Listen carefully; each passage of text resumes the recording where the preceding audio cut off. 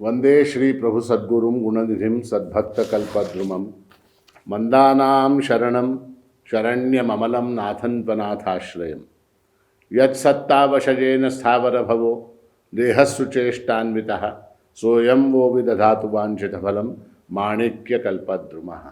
ॐ पार्थाय प्रतिबोधितां भगवता नारायणेन स्वयं व्यासेन ग्रथितां पुराणमुनिना मध्ये महाभारतम् अद्वैतामृतवर्षिणीं भगवतीम् अष्टादशाध्यायिनीम् अम्ब त्वाम् अनुसन्दधामि भगवद्गीते भवद्वेषिणी।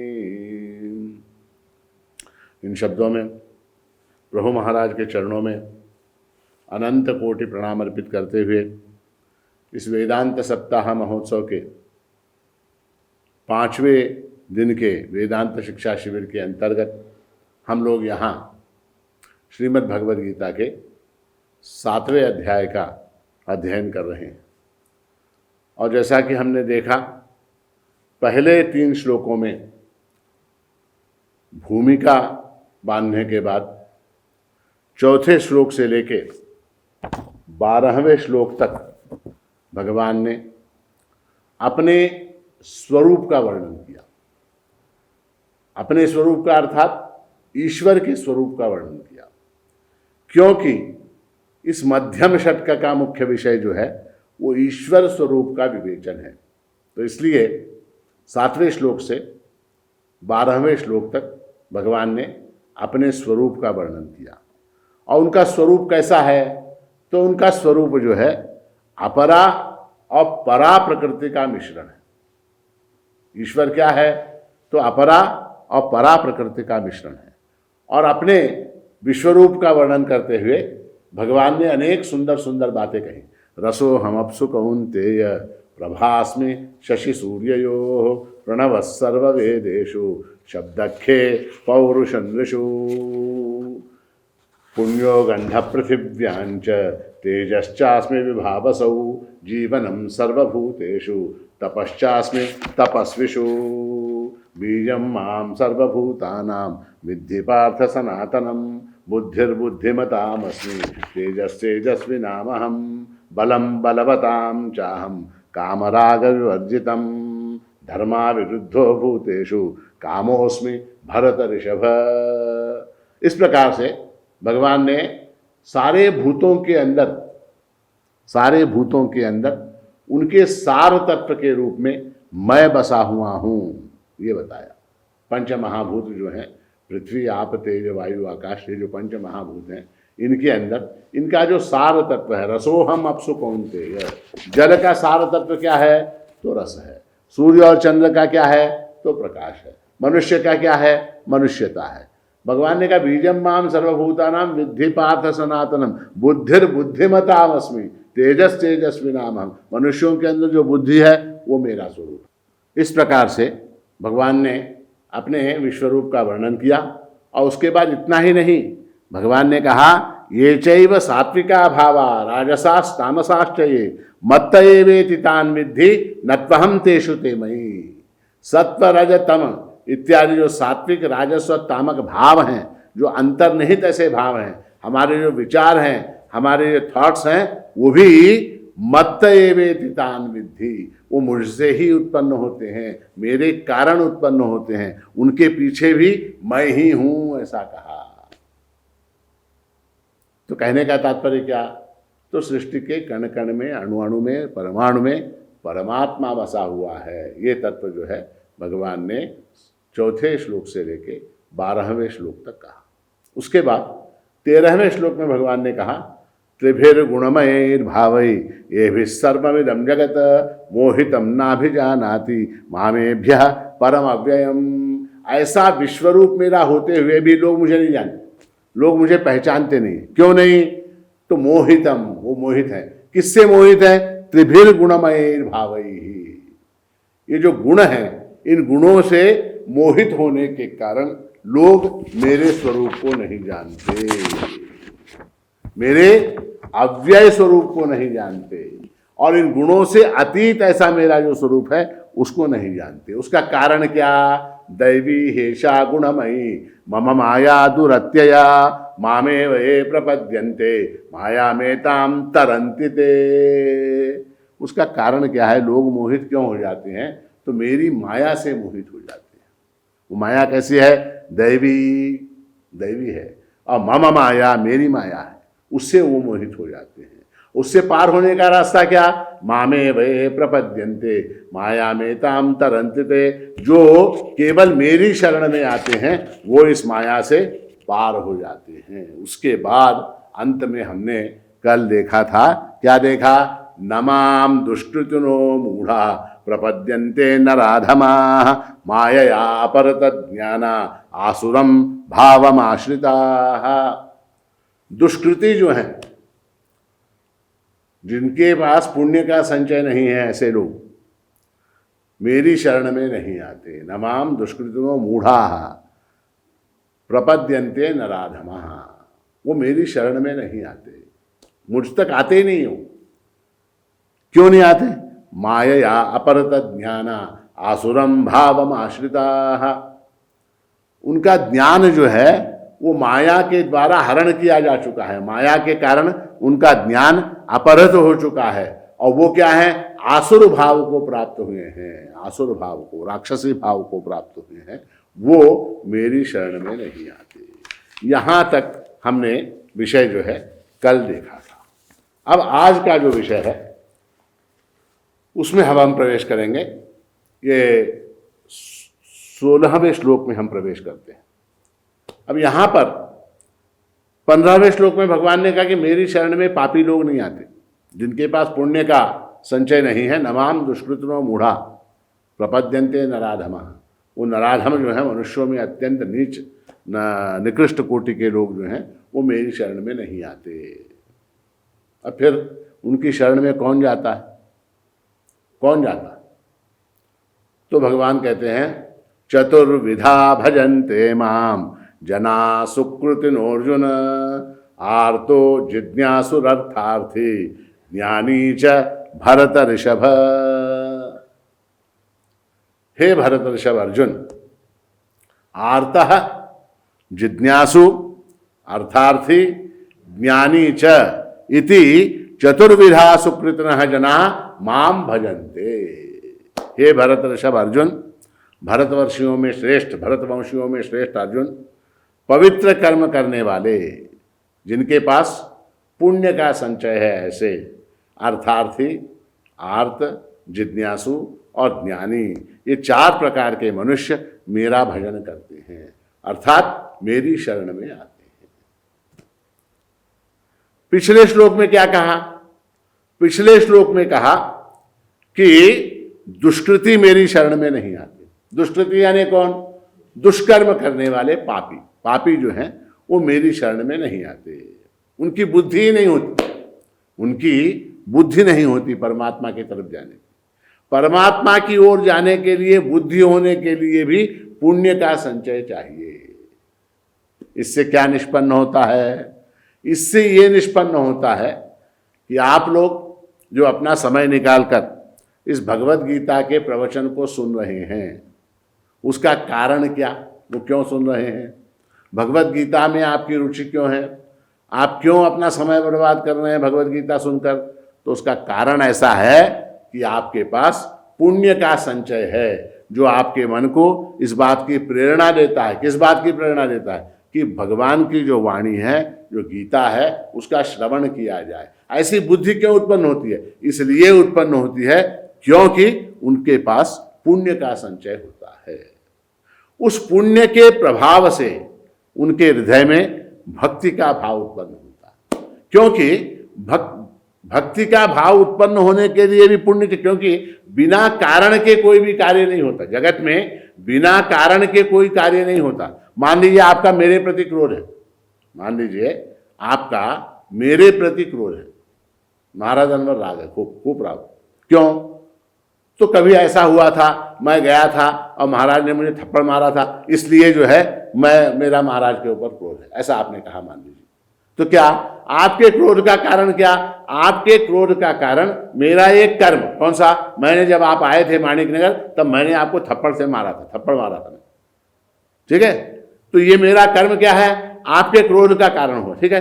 अब आपके अंदर भक्ति है, भक्ति है तो भक्ति के लिए कुछ कारण होना चाहिए। वो कारण क्या, तो वो कारण है आपके पुण्य का संचय, सुकृत जो है। इसलिए सुकृतिनः जनाः माम भजन्ते, पुण्यवान लोग ही मेरा भजन करते हैं। सुकृतिनः, सुकृति यानी कौन, जो पुण्यवान है वो। सुकृति और दुष्कृति दो शब्द हैं। सुकृति यानी जो पुण्य करने वाले, दुष्कृति यानी पाप करने वाले। ये सुकृति लोग जो हैं ये कितने प्रकार के हैं, तो भगवान कहते हैं चतुर्विधा, चार प्रकार के, चार प्रकार के सुकृति जन हैं। कौन कौन से, तो एक है आर्तः, दूसरा कौन सा, अर्थार्थी, तीसरा कौन सा, जिज्ञासु, और चौथा कौन सा, ज्ञानी। चार प्रकार के हैं। आर्तः, जिज्ञासु, अर्थार्थी, ज्ञानी च इति चतुर्विधा सुकृतिनः जनाः माम भजन्ते। ये चार प्रकार के लोग, ये चार प्रकार के पुण्यवान लोग जो हैं मेरा भजन करते हैं। तो आर्त यानी कौन, आर्त यानी जो संकट आने पर ईश्वर की शरण में जाता है, संकट आने पर ईश्वर की शरण में जाता है। जिसने अपने जीवन में कभी फोन नहीं किया, ऐसा व्यक्ति जो है अचानक से फोन करता है और कहता महाराज जी ऐसा है कि मुझे कोरोना हो गया है, मुझे कोरोना हो गया है, मैं आज हॉस्पिटल में एडमिट होने जा रहा हूँ, आपसे प्रार्थना है कि प्रभु महाराज के चरणों में प्रभु समाधि पर अभिषेक करवाकर आप प्रसाद भिजवा दें। कभी जिंदगी में प्रसाद की याचना नहीं की, आज जो है कोरोना हो गया है, हॉस्पिटल में एडमिट होने जा रहा है, तो उसको याद किसकी आई, उसको प्रभु की याद आई, उसको परमात्मा की याद आई। संकट आने पर जिसको ईश्वर याद आता है। हम लोग छोटे थे तो परीक्षाएं होती थी, ये अप्रैल मई के महीने में, तो हमारा जो हॉस्टल था, उस हॉस्टल में एक सामने बड़ा बगीचा था। उस बगीचे में एक कोने में एक हनुमान जी का छोटा सा मंदिर था, हनुमान जी का एक छोटा सा मंदिर था। तो वहाँ पर जब हमारी परीक्षा जिस दिन प्रारंभ होती थी, ये अप्रैल महीने में, मई के मार्च के अंत में, अप्रैल के प्रारंभ में परीक्षाएं होती थी उस जमाने में। तो जिस दिन परीक्षा प्रारंभ होती थी उस दिन सारे विद्यार्थी जो हैं सुबह नहाने के बाद जो है लाइन लगाते थे, कहाँ, हनुमान जी के मंदिर में। और साल भर बेचारा हनुमान ऐसे खड़ा, उसकी तरफ कोई देखने को तैयार नहीं। साल भर वो बेचारा हनुमान हमारा वहाँ हॉस्टल में जो था वो ऐसे खड़ा रहता था, उसकी तरफ कोई देखने को भी तैयार नहीं। मगर जिस दिन परीक्षा आती थी उस दिन लोग जो है वहाँ जाके हनुमान जी को प्रणाम करके, हनुमान जी की मूर्ति के ऊपर जो सिंदूर है, सब के सब अपना सिंदूर लगा के रेडी परीक्षा के दिन। क्यों, आरता है। और उसमें भी गणित का पेपर जिस दिन होता था, उसमें भी गणित का पेपर जिस दिन होता था, उस दिन हनुमान जी की प्रदक्षिणा, इतनी प्रदक्षिणा करते थे हम लोग कि हनुमान जी जो है खुद परेशान होकर हमारा पेपर छुड़ा दे, इतनी प्रार्थना करते थे, इतना उस हनुमान की शरण में हम जाते थे। बचपन की बात है। तो बचपन हो, चाहे बुढ़ापा हो, चाहे जवानी हो, किसी भी उम्र में जब संकट आता है उस समय ईश्वर याद आता है। रोग आने पर, मुकदमा हो जाए, कोई पुलिस का मामला हो जाए, कोई सरकारी लफड़ा हो जाए, वो हो जाए, तो शत्रु पीड़ा हो जाए, तो दरिद्रता आ जाए, तो व्यापार में नुकसान हो जाए, तो ऐसा जब संकट आता है उस समय परमात्मा याद आता है। जिन लोगों को संकट आने पर परमात्मा याद आता है उनके लिए शब्द है आर्ता। ये कोई बुरी बात नहीं है।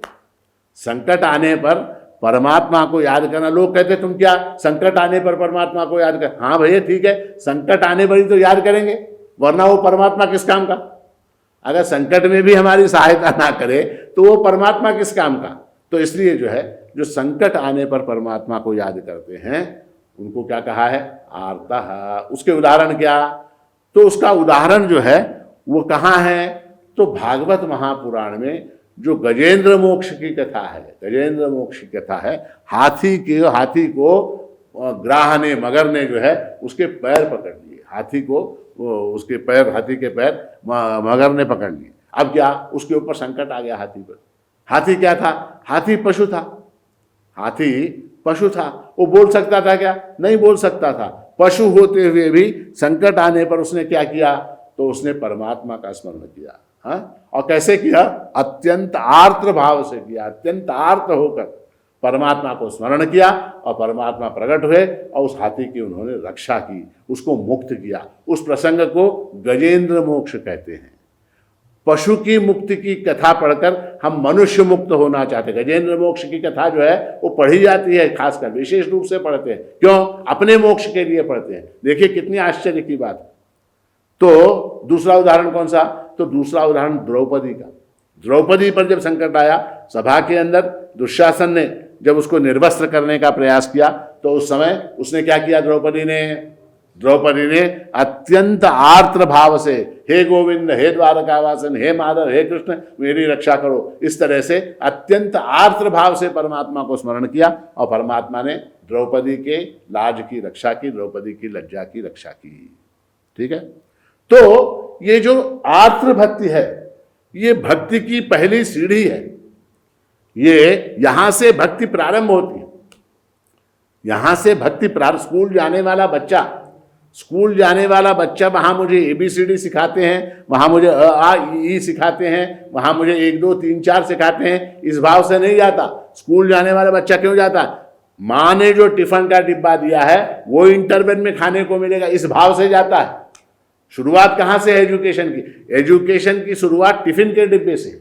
एजुकेशन की शुरुआत ABCD से नहीं है, क ख ग से नहीं है, 1 2 3 से नहीं है। वो माँ जो डिब्बा देती है, जिसके अंदर समोसा है, जिसके अंदर जलेबी है, जिसके अंदर और कोई चीज़ है, कचौड़ी है, उसके पसंद की चीज़ माँ जो उसको प्रलोभन में डालने के लिए, उस प्रलोभन के कारण वो स्कूल जाए, इस भाव के साथ माँ जो टिफिन का डिब्बा देती है, वहाँ एजुकेशन की शुरुआत है। शिक्षण की शुरुआत कहाँ है? वहाँ से है। तो ये जो है पहली सीढ़ी है। आर्त भक्ति जो है वो पहली सीढ़ी है। तो इनको आर्ता कहा गया। उसके बाद क्या? तो उसके बाद अर्थार्थी। अर्थार्थी यानी कौन? अर्थार्थी यानी वो भक्त जो अधिक लाभ चाहते, उसके ऊपर कोई संकट नहीं है, उसके ऊपर कोई संकट नहीं है, कोई मतलब ऐसी समस्या नहीं है, आपदा नहीं है, विपत्ति नहीं है, किंतु जितना उसके पास है उससे अधिक की उसको आकांक्षा है। जितना उसके पास है उससे अधिक की उसको आकांक्षा है। उस अधिक को प्राप्त करने के लिए वो कहाँ जाता है? तो परमात्मा की शरण में जाता है, अधिक को प्राप्त करने के लिए। जो बच्चा चौथी क्लास में है, वो चौथी पास होने के बाद फिर स्कूल जाता है। क्यों जाता है? अधिक की आकांक्षा है। यानी क्या? इसके आगे का जो है वो भी मैं पढ़ूं, 5वीं कक्षा में जो ज्ञान है उसको मैं पढ़ूं, इस आशा से जाता है वो स्कूल जाने वाला बच्चा। चौथी पास हुआ बच्चा 5वीं में क्यों जाता है? तो अधिक की आकांक्षा से जाता है। उसी तरह से व्यापारी लोग हैं, उनको लाभ होता है। नौकरी करने वाले लोग हैं, उनको तनख्वाह में लाभ होता है, तो इंक्रीमेंट मिले, व्यापार में लाभ हो, मेरी तरक्की हो, मेरी बढ़ोतरी हो। अब जो मेरी 1 गाड़ी है तो 2 गाड़ियाँ हो जाए, मेरे पास 1 घर है 2 घर हो जाए। इस तरह से जो वृद्धि की आकांक्षा करते हैं, जो अधिक की आकांक्षा करते हैं, वो भी परमात्मा की शरण में जाते हैं। ये जाना भी बुरा नहीं है। क्यों? क्योंकि किसी भी आकांक्षा के साथ जाएं आप। देखिए बहुत बड़ा सिद्धांत है वेदांत का। किसी भी आकांक्षा से जाएं, चाहे सकाम भाव से जाएं, चाहे निष्काम भाव से जाएं, चाहे आर्त होकर अपने संकट को छुड़ाने के लिए जाएं, अथवा जो आपके पास है उसको उससे अधिक की आकांक्षा के साथ जाएं, मगर जा कहाँ रहे हैं ये महत्वपूर्ण है। जा कहाँ रहे हैं? तो परमात्मा की शरण में जा रहे हैं। किसी बहाने से जाएं, वो परमात्मा की शरण में जा रहे हैं तो वो अच्छी बात है। इसलिए भगवान के सुकृतिना, और जिसका पुण्य है उसी को याद आता है परमात्मा कि मुझको अब क्या, इस साल व्यापार में कितना लाभ हुआ, तो इस साल जो है व्यापार के अंदर क्या हुआ, व्यापार के अंदर मुझको इस साल 10 लाख रुपए का लाभ हुआ। अगले साल कितना होना चाहिए? अगले साल 20 लाख का होना चाहिए। तो क्या करूं? तो मैं तिरुपति जाऊं। ये भाव होता।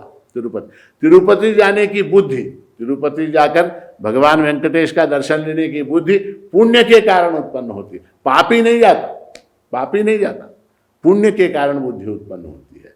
तो आर्त और अर्थार्थी ये जो दो प्रकार के भक्त हैं, उनका भगवान के प्रति उनका भाव क्या है? तो भगवान जो है मेरा साधन है। भगवान क्या है? मेरा साधन है, मेरे सुख का साधन। जब मैं संकट में फंसता हूं, मुझे आकर वो बचाता है। मेरा जितना लाभ है उस लाभ को दुगना कौन करता है? वो परमात्मा जो है अपनी कृपा से मेरे इस लाभ को दुगना करता है। प्रतिवर्ष मुझको इंक्रीमेंट कौन दिलवाता है? तो वो परमात्मा मुझको इंक्रीमेंट दिलवाता है। मुझको प्रमोशन कौन दिलवाता है? तो परमात्मा आता है, मुझको प्रमोशन दिलवाता है। इसमें क्या है? तो इसमें परमात्मा का स्वरूप जो है, वो परमात्मा के साथ संबंध जो है वो कैसा है? तो परमात्मा जो है मेरे सुख का साधन है। परमात्मा क्या है? साधन है। और साध्य क्या है? मेरा सुख मेरा साध्य है। संकट से छूटना ये मेरा साध्य है, लाभ कमाना ये मेरा साध्य है। परमात्मा क्या है? वो एक मीन्स है, एक साधन है। ठीक है। तो आर्थ और अर्थार्थी ये दो प्रकार के भक्त हमने देखे। उसके बाद क्या? तो उसके बाद तीसरा आता है जिज्ञासु। जिज्ञासु वो परमात्मा को अपने सुख का साधन नहीं मानता। वो क्या मानता है? परमात्मा ही मेरा साध्य है, परमात्मा ही मेरा गोल है, परमात्मा ही मेरा ध्येय है, परमात्मा ही मेरा लक्ष्य है। हाँ, तो वो क्या मानता है? वो परमात्मा को मीन्स नहीं मानता। अंग्रेजी में जिसको मीन्स कहते हैं, साधन नहीं मानता। वो क्या मानता है? परमात्मा को अपना गोल मानता है। और परमात्मा को गोल मानने के कारण वो परमात्मा के विषय में जिज्ञासा करता है, इसलिए उसको जिज्ञासु कहा जाता है। उस परमात्मा के स्वरूप के संबंध में जानने के लिए उत्सुक रहता है, वो उत्सुक रहता है और उस विषय में अधिक से अधिक जानकारी जो है वो प्राप्त करने का प्रयास करता रहता है। वही उसकी साधना बन जाती है। परमात्मा के विषय में ज़्यादा से ज़्यादा जानकारी इकट्ठा करना, ये क्या हो जाता है? ये उसकी साधना हो जाती है। उसको कहते हैं जिज्ञासु। और अंत में आता है ज्ञानी। ज्ञानी यानी कौन? जो परमात्मा को अपने सुख का साधन नहीं मानता, परमात्मा को अपने सुख का साधन नहीं मानता और नहीं वो परमात्मा को अपना गोल, अपना साध्य मानता है। परमात्मा न मेरा साधन है न मेरा साध्य है, अपितु परमात्मा क्या है? परमात्मा मेरा स्वरूप है, ऐसा मानता है। ज्ञानी क्या है? वो जानता है कि परमात्मा मेरा साधन नहीं है सुख का, परमात्मा मेरा साध्य नहीं है, अपितु क्या है? अपितु परमात्मा ही मेरा स्वरूप है, परमात्मा ही मेरा स्वरूप है। किस प्रकार से स्वरूप है? रसो हम अपसु कौन्तेय। जिस प्रकार जल का स्वरूप क्या है? रस है। चंद्रमा का, सूर्य का स्वरूप क्या है? प्रकाश है। हाँ? उसके बाद क्या? मनुष्यों का स्वरूप क्या है? तो मनुष्यता है। उस प्रकार से परमात्मा क्या है? वो मेरा स्वरूप है। अंगूठी का स्वरूप क्या? स्वर्ण है। तो अंगूठी का स्वरूप जिस प्रकार से स्वर्ण है, उस प्रकार से परमात्मा ही मेरा स्वरूप है और मैं नाम की जो वस्तु है वो केवल नाम रूप है, वो केवल नाम रूप है। इस प्रकार से जो जानता है उसको ज्ञानी कहा गया है। तो ये चार प्रकार के लोग परमात्मा की शरण में जाते हैं। ध्यान रखिए कि ये चारों भी सीढ़ियां हैं, सीढ़ियां हैं। सीढ़ी पर, हर सीढ़ी पर सावधानी पूर्वक पांव रख के चढ़ना पड़ता है। इनमें से एक भी सीढ़ी आपने मिस कर दी, एक भी सीढ़ी को छोड़ के अगर आप कूदने का प्रयास करेंगे तो क्या हो जाएगा? धड़ाम से गिर जाएंगे। तो साधक को क्या है? पहले आर्त भक्ति का अभ्यास करना चाहिए, आर्त भक्ति के बाद अर्थार्थी बनकर साधना करनी चाहिए। उसके बाद क्या? उसके बाद जिज्ञासु बनना चाहिए। अंततः उसको क्या? ज्ञानी बनना चाहिए। बहुत से लोग क्या करते हैं? आर्थ अर्थार्थी इसी में अटक जाते हैं, ऊपर की सीढ़ियाँ चढ़ते ही नहीं है, ऊपर की सीढ़ियाँ चढ़ते ही नहीं है। तो क्या है? प्रत्येक सीढ़ी को चढ़ना अनिवार्य है, तभी हम परमात्मा का जो फ्लोर है, जो लोक है परमात्मा का, परमात्मा जहाँ रहता है वहाँ तक हम पहुँच सकते हैं। इनमें से एक भी सीढ़ी हमने मिस की तो क्या? गिर जाएंगे और पहली दूसरी सीढ़ी के पहुँचेंगे नहीं। तो आर्त अर्थार्थी जिज्ञासु ज्ञानी, ये चारों जो सीढ़ियाँ, ये भक्ति की सीढ़ियाँ भी हैं। ये भक्त का नाम भी है, भक्ति की सीढ़ियाँ भी हैं। तो इन सीढ़ियों के ऊपर चढ़कर हम जो है परमात्म स्वरूप को प्राप्त कर सकते हैं। तो क्या हुआ, चतुर्विधा भजन्ते माम जना सुकृतिनोर्जुन आर्तो जिज्ञासुरर्थार्थी ज्ञानी च भरत ऋषभ। ये 4 प्रकार के लोग, ये 4 प्रकार के सुकृति, ये 4 प्रकार के पुण्यवान लोग जो हैं वो मेरी शरण में आते हैं। उसके बाद अब स्वभावतः सहज रूप से एक प्रश्न निकलता है। 4 प्रकार के आपके भक्त हैं, अब इनमें से चारों में से श्रेष्ठ कौन सा, इन चारों में से बेस्ट कौन सा। स्कूल में भी परीक्षा होती है, हाँ, परीक्षा किस लिए होती है? मान लीजिए क्लास में 30 विद्यार्थी हैं तो परीक्षा होती है। परीक्षा क्यों होती है? इनमें कौन किस स्टैंडर्ड का है, सबसे बेस्ट बच्चा कौन है क्लास का, ये पता उठाने के लिए तो परीक्षा होती है। तो मनुष्य का स्वभाव भी है, क्या है, कंपैरिजन करना, कंपैरिजन करना, तुलना करना, ये मनुष्य का स्वभाव है। देखिए आप जब कोई नौकरी ढूंढनी होती है या कुछ शेयर खरीदना होता है, कुछ करना होता है, तो लोग क्या करते हैं, कोई वस्तु खरीदनी होती है अमेज़ॉन के ऊपर, मान लीजिए एक वस्तु खरीदनी है, एक मोबाइल खरीदना है, तो मोबाइल खरीदना है तो मोबाइल के कितने ब्रांड हैं, कितने नमूने हैं, कितने मॉडल हैं, अनेक मॉडल हैं, अनेक ब्रांड हैं, अनेक कंपनियां हैं। तो वहां पर कंपैरिजन किया जाता है, कंपैरिजन, और वो कंपनी वाले खुद ही सारा कंपैरिजन का टेबल भी दे देते हैं इंटरनेट के ऊपर। अमेज़ॉन के ऊपर आप जाएंगे, वहाँ कंपैरिजन रहेगा कि OnePlus और OnePlus क्या 6 और OnePlus 7, इसके अंदर क्या कंपैरिजन है, क्या फीचर्स हैं, उसका रैम कितना है, उसका वो GB कितना GB है, क्या है, वो सारा कंपैरिजन उसमें होता है।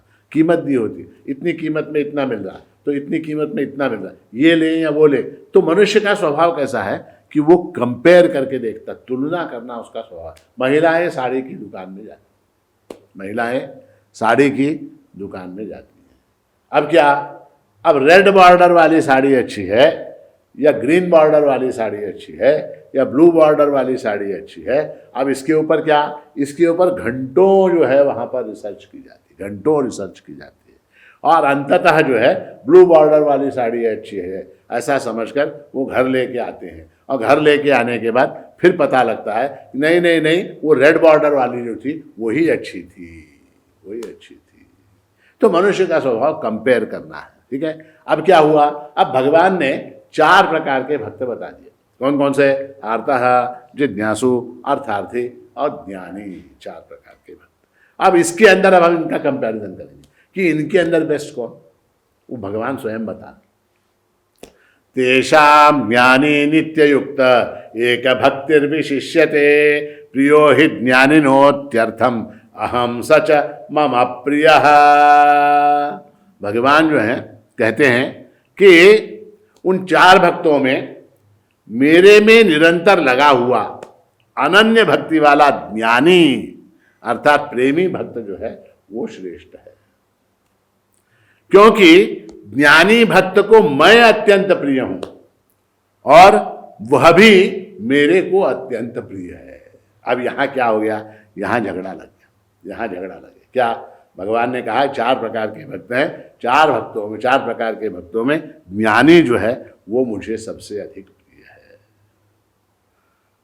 अब इसमें सर्वोत्तम कौन, तो भगवान कहते हैं कि ज्ञानी जो है वो तेषाम ज्ञानी विशिष्यते, इन 4 में ज्ञानी जो है वो विशेष है, 4 में ज्ञानी विशेष है। ये जो है बड़ा महत्व का है, क्योंकि इस श्लोक में हमारी जो अनेक भ्रांतियां हैं उन भ्रांतियों का निराकरण भगवान करते हैं। तो पहली भ्रांति कौन सी, तो एक भ्रांति जो सर्वत्र फैली हुई दिखाई देती है वो क्या है, तो मैं केवल उपासना के द्वारा, मैं केवल भक्ति के द्वारा, मैं केवल नामस्मरण के द्वारा, मैं केवल भजन के द्वारा मोक्ष को पालूंगा, मोक्ष को पालूंगा। ज्ञान जो है वो अत्यंत कठिन है, ज्ञान जो है वो शुष्क है। कलयुग में क्या है, कलयुग में नामस्मरण ही जो है काफी है। ये एक प्रकार की भ्रांति है, वेदांत की दृष्टि से इसे भ्रांति कहा गया है। वास्तव में क्या है कि बाकी के जितने साधन हैं, ज्ञान के अतिरिक्त बाकी के जितने साधन हैं, वो साधन अत्यंत उपयोगी है। वो साधन जो है उनकी उपयोगिता नहीं है ऐसी बात नहीं, वो साधन उपयोगी हैं, किंतु उन साधनों से चित्त की शुद्धि होती है और ज्ञान की योग्यता प्राप्त होती है। ज्ञान तो प्राप्त करना ही होगा, ऐसा है कि ज्ञान तो प्राप्त करना ही होगा। ज्ञान प्राप्त कर, ज्ञान के बिना मोक्ष जो है असंभव है, असंभव है। तो कोई बच्चा, प्राइमरी स्कूल का बच्चा ये कहे कि ये प्राइमरी स्कूल का जो वातावरण है ये बड़ा अच्छा है, यहाँ पर जो टीचर है वो बहुत अच्छे हैं, यहाँ की जो बिल्डिंग है वो बहुत अच्छी है और सब कुछ इस प्राइमरी स्कूल में अच्छा है, मैं जो है हाई स्कूल में नहीं जाऊँगा, मैं हाई स्कूल में नहीं जाऊँगा। तो क्या हो जाएगा, तो क्या हो जाएगा, वो प्राइमरी स्कूल में ही अटका रह जाएगा। तो ऐसा है, भक्ति के बिना, भक्ति के बिना, नामस्मरण के बिना, पूजा के बिना, ये जो जितने साधन हैं, अन्य जितने साधन हैं, उनके बिना ज्ञान असंभव है, ज्ञान इम्पॉसिबल है, उनके बिना ज्ञान नहीं हो सकता। किंतु ज्ञान के बिना वो जितने अन्य साधन है, नामस्मरण है, भजन है, पूजन है, कीर्तन है, ये सारे जितने साधन हैं, वो सारे साधन जो हैं वो अपूर्ण हैं, अपूर्ण है, इनकम्प्लीट है, इनकम्प्लीट है। अंततः ज्ञान का आश्रय लेना अत्यंत आवश्यक है, अत्यंत आवश्यक है। मैं ये कहूँ कि मैं केवल नामस्मरण ही करता रहूँगा, इससे मुझे मोक्ष प्राप्त हो जाएगा, मैं केवल भजन ही करता रहूँगा, इससे मुझे मोक्ष प्राप्त हो जाएगा, मैं केवल पूजा ही करता रहूँगा, उससे मुझे मोक्ष प्राप्त हो जाएगा, ये क्या है? इनसे, इन साधनों से आपके चित्त की शुद्धि होती है, आपके चित्त की शुद्धि होती है और ज्ञान की योग्यता प्राप्त होती है, ज्ञान की योग्यता प्राप्त होती। बोधोन्य साधनेभ्यो ही साक्षात् मोक्षैक साधनम पाकस्य वह्निवत् ज्ञानम विना मोक्षो न सिद्ध्यति। आचार्य श्री ने आत्मबोध में कहा है कि बोधः अन्य साधनेभ्यो ही साक्षात् मोक्षैक साधनम। ज्ञान जो है अन्य साधनों की अपेक्षा मोक्ष का साक्षात साधन है। देखिए, साधन जो है दो प्रकार के होते हैं, एक क्या, एक प्रत्यक्ष साक्षात साधन, दूसरा क्या, अप्रत्यक्ष साधन। ठीक है, उदाहरण दिया उन्होंने, पाकस्य वह्निवत् ज्ञानम बिना मोक्षो न सिद्ध्यति। पाक का उदाहरण, पाक यानी क्या, किचन का उदाहरण दिया, यहाँ भोजन बनता है, रसोई बनती है, उसका उदाहरण दिया। तो रसोई बनने के लिए कितने साधन है? रसोई बनने के लिए कम से कम 100 साधन, 100 साधन है। कौन कौन से हैं? तो आपको वहाँ बर्तन चाहिए, बर्तन भी एक साधन है, बिना बर्तन के भोजन कैसे पकाएंगे? तो बर्तन जो है एक साधन है। ठीक है, अब उसके बाद क्या, उसके बाद धान्य है, धान्य, चावल है, आटा है, ये चीज़ चाहिए। इसके बिना भोजन बना सकते हैं क्या? नहीं बना सकते, वो चाहिए। उसके बाद क्या, उसके बाद तेल है, घी है, ये चीज़ है, इनकी आवश्यकता है। उसके बाद क्या, मसाले हैं, मसाले हैं, नमक है, मिर्च है, जीरा है, हिंग है, राई है, ये सारी चीज़ें, इनके बिना बना सकते हैं? नहीं बना सकते। उसके बाद क्या, तरकारी है, टमाटर चाहिए, आलू चाहिए, हरी मिर्च चाहिए, कोथिमीर चाहिए, कड़ी पत्ता चाहिए, ये चीज़ें चाहिए, इनके बिना बना सकते हैं? नहीं बना सकते। किंतु इन साधनों के अलावा साक्षात साधन, प्रत्यक्ष साधन क्या है? अग्नि जो है, अग्नि, वो प्रत्यक्ष साक्षात साधन। इनमें से एक हाथ कम हो तो भी चलेगा। मान लीजिए आपके पास क्या, कड़ी पत्ता नहीं, मान लीजिए आपके पास कड़ी पत्ता नहीं है, रुकेगा क्या? भोजन बनना रुकेगा क्या? नहीं रुकेगा। मान लीजिए आटा नहीं है, तो क्या आप चावल बना लेंगे? चावल नहीं है, आटा बना लेंगे। तरकारी क्या, टमाटर है, आलू नहीं है, टमाटर की तरकारी बना ली। हाँ, आलू है, टमाटर नहीं है, तो आलू की बना ली।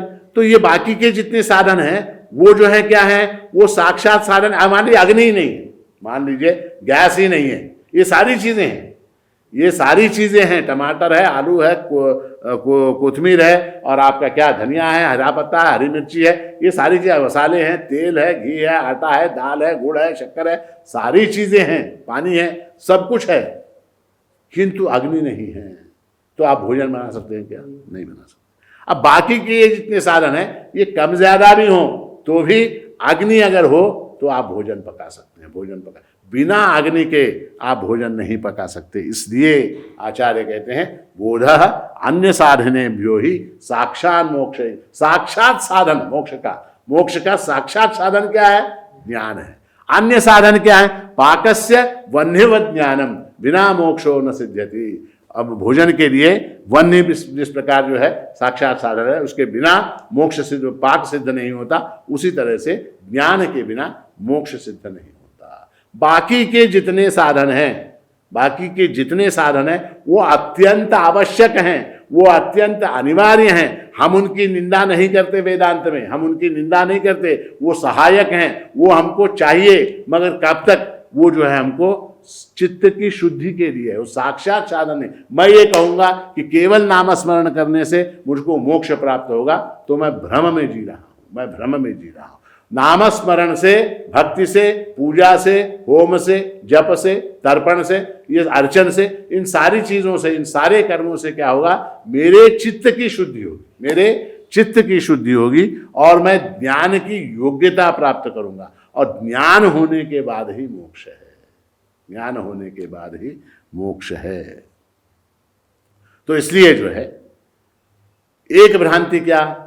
पहली भ्रांति ये कि बिना ज्ञान क्योंकि कठिन है, ज्ञान क्योंकि शुष्क है, ज्ञान क्योंकि बुद्धिगम्य है, इसलिए जो है मैं ज्ञान को छोड़ दूंगा, मैं बाकी का गाता रहूंगा, मैं भजन करता रहूंगा, मैं नामस्मरण करता रहूंगा। इस प्रकार जो ज्ञान का तिरस्कार करती है हमारी भ्रांति, उस भ्रांति का निराकरण करते हुए भगवान यहाँ कहते हैं कि ज्ञानी जो है वो मुझे अत्यंत प्रिय है। ज्ञानी अत्यंत प्रिय है। और ये ज्ञान कैसे प्राप्त होता है?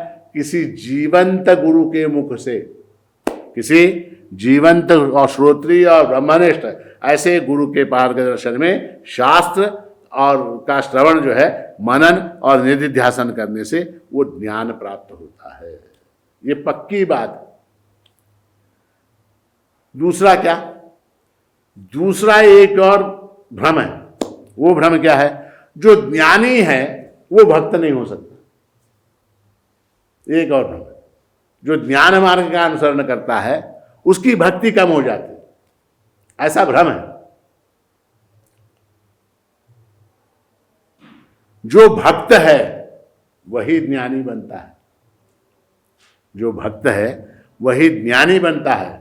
और ज्ञान के बाद भी उसकी भक्ति में कहीं कोई कमी नहीं आती। ज्ञान के बाद भी उसकी भक्ति में कमी नहीं आती। उदाहरण क्या? तो उसके लिए उदाहरण क्या है? तो भगवत पूज्यपाद श्रीमद् शंकराचार्य स्वयं उसके लिए उदाहरण है। उनके जैसा ज्ञानी नहीं हुआ, उनके जैसा ज्ञानी नहीं हुआ और उनके जैसा भक्त भी नहीं। आप उनके जो स्तोत्र देखें, उनका जो भाष्य है उपनिषदों पर, गीता पर, ब्रह्मसूत्र पर जो भाष्य उन्होंने लिखे, वो क्या है? वो ज्ञान से ओतप्रोत है। वो क्या है? वो ज्ञान से ओतप्रोत है। और मजे की बात देखिए आप कि वो जो उनके जो भाष्य हैं, वो भाष्य पहले लिखे गए और उनके जो स्तोत्र हैं, भज गोविंदम इत्यादि जो स्तोत्र हैं, वो भाष्य के बाद लिखे गए हैं। तो पहले क्या? पहले उन्होंने जो ज्ञान उनका था उसको उन्होंने अभिव्यक्त कर दिया, किसके माध्यम से? भाष्य के माध्यम से। और उसके बाद क्या? तो उसके बाद उन्होंने ज्ञान के ज्ञानोत्तर भक्ति का उदाहरण उन्होंने प्रस्तुत किया कि ज्ञानी भी भक्त हो सकता है। उनके जो स्तोत्र हैं, आचार्य के जो स्तोत्र हैं, वो इतने सुंदर हैं कि भक्ति की पराकाष्ठा उनमें हमको देखने को मिलती है। तो ज्ञानी जो है वो भक्ति नहीं कर सकता, ऐसी एक जो भ्रांति है, उस भ्रांति का निरसन भी इस श्लोक के माध्यम से होता है। विष्णु शतपदी नामक आचार्य का एक अत्यंत प्रसिद्ध ऐसा क्या स्तोत्र है, उसमें बहुत सुंदर एक श्लोक आया है। सत्यपि भेदागमे नाथ तवाहम न मामकीनस्त्वम सामुद्रो हि तरंगः क्वचन समुद्रो न तारंगः।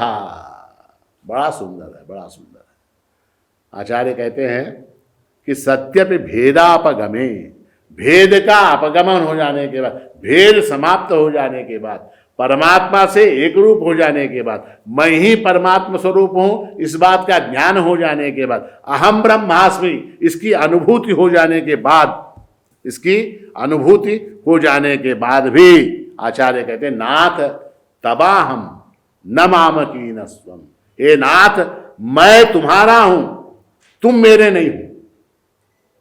देखिए कौन कह रहा है? आचार्य कह रहे हैं। हाँ, कब कह रहे हैं? भेदापगमे, भेद समाप्त हो जाने के बाद, अहम ब्रह्मास्मि की अनुभूति हो जाने के बाद आचार्य कहते हैं कि नाथ तबाहम, मैं तुम्हारा हूं, न मामकीन स्वम, तुम मेरे नहीं हो, मैं तुम्हारा हूं। उदाहरण क्या? उसके लिए दृष्टांत बड़ा सुंदर है। सामुद्रो ही तरंग, समुद्र और तरंग में कोई भेद है क्या? समुद्र में और तरंग में कोई भेद नहीं है। सामुद्रो ही तरंग, तरंग क्या है? समुद्र का है। तरंग क्या है? सामुद्र, सामुद्र यानी क्या? तरंग जो है वो समुद्र का है। क्वचन समुद्रो न तारंग, यानी क्या? तरंग समुद्र का है, समुद्र तरंग का नहीं होता। देखिए बहुत बड़ी बात है, इसको समझने के लिए बहुत आपको जोर लगाना पड़ेगा दिमाग के ऊपर। क्या? कि सामुद्रो ही तरंग, तरंग समुद्र का होता है। तरंग क्या है? समुद्र का होता है, समुद्र तरंग का नहीं होता। नाथ तबाहम न मामकीन स्वम, मैं तुम्हारा हूं। मैं क्या हूं? मैं तरंग हूं। मैं क्या हूं? तरंग हूं। और तुम क्या हो? तुम समुद्र हो। तो क्या है? तबाहम, मैं तुम्हारा हूं। तरंग क्या है? वो समुद्र का है। तरंग किसका है? समुद्र का है।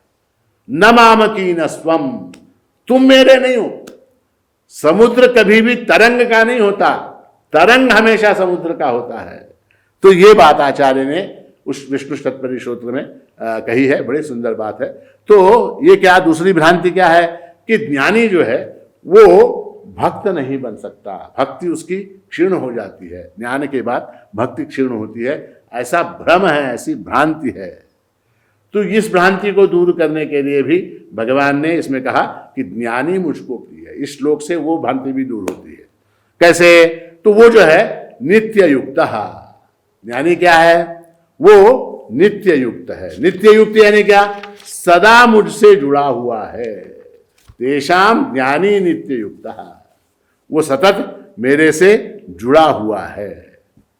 सतत, वो कहते हैं ना 365 इंटू 24/7 सतत ऑनलाइन है। कौन? वो ज्ञानी।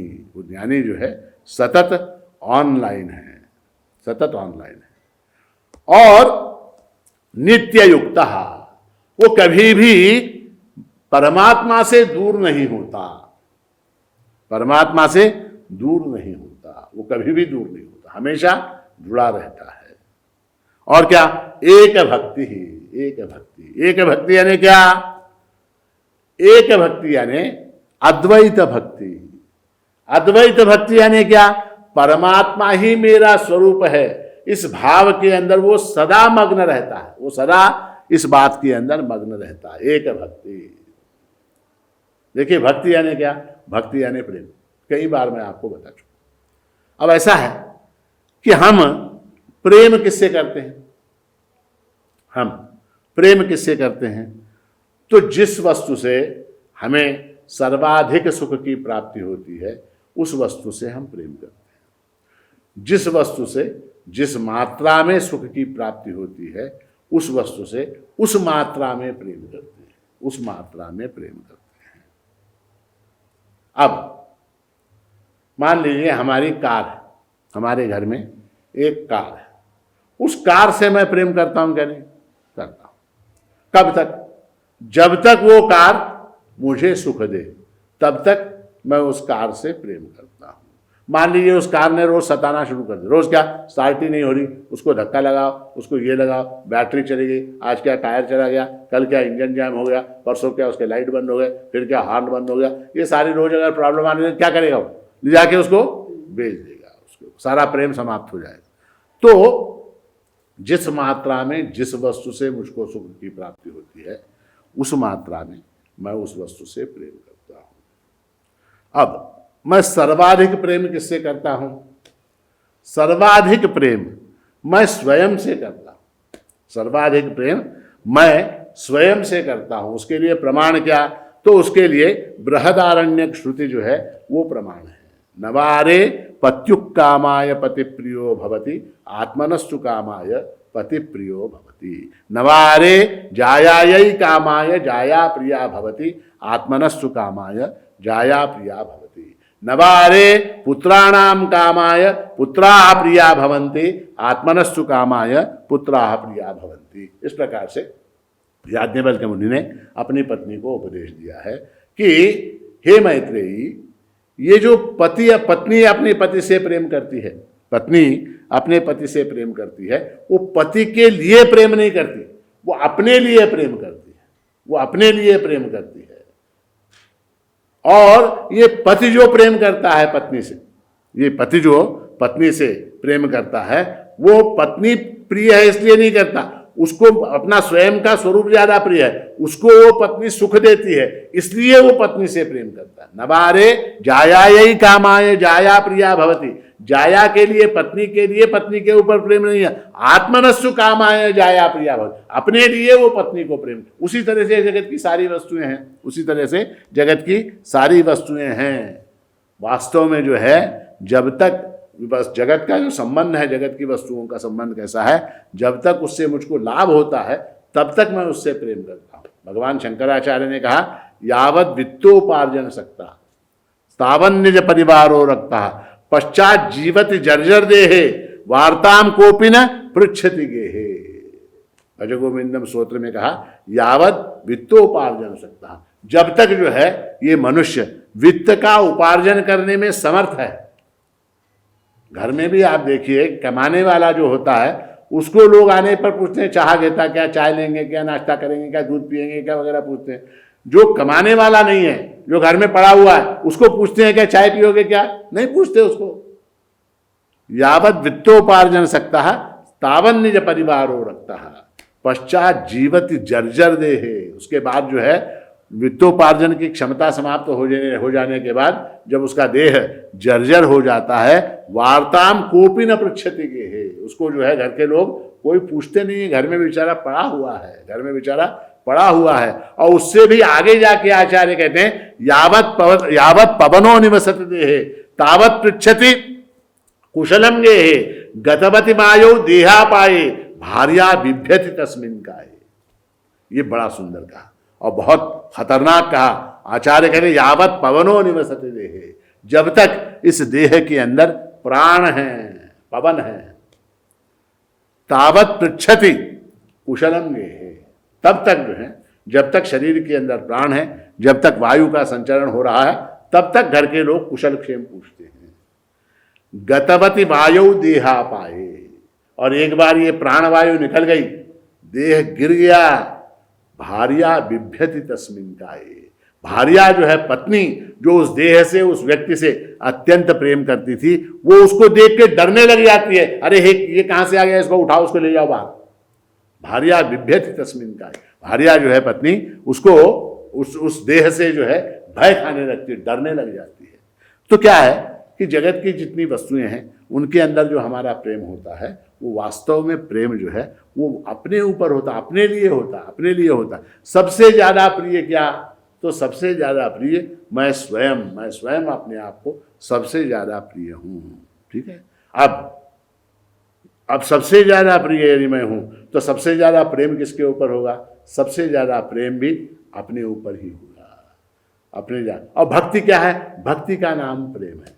तो परमात्मा को अगर उच्चतम सबसे ज्यादा प्रेम करना है, परमात्मा को यदि सर्वाधिक प्रेम करना है, तो क्या समझकर करना पड़ेगा? उसको पत्नी मानकर प्रेम करें, उसको पति मानकर प्रेम करें, उसको पुत्र मानकर प्रेम करें, उसको मित्र मानकर प्रेम करें, उसको शत्रु मानकर प्रेम करें। क्या मानकर प्रेम करें ताकि हमारा सर्वाधिक प्रेम उसके ऊपर हो? उसको स्वरूप ही मानना पड़ेगा, दूसरा कोई मार्ग नहीं है। उसको स्वरूप ही मानना पड़ेगा। उसको स्वरूप मान के जब हम प्रेम करते हैं तो हम क्या कहलाते हैं? उस समय हम ज्ञानी कहलाते हैं। इसलिए हम ही ज्ञानिनः अत्यर्थम प्रियः अस्मि। इसलिए जो है ज्ञानी के लिए मैं अत्यंत प्रिय हूं। क्यों? क्योंकि मैं उसका स्वरूप हूं, मैं उसका स्वरूप हूं।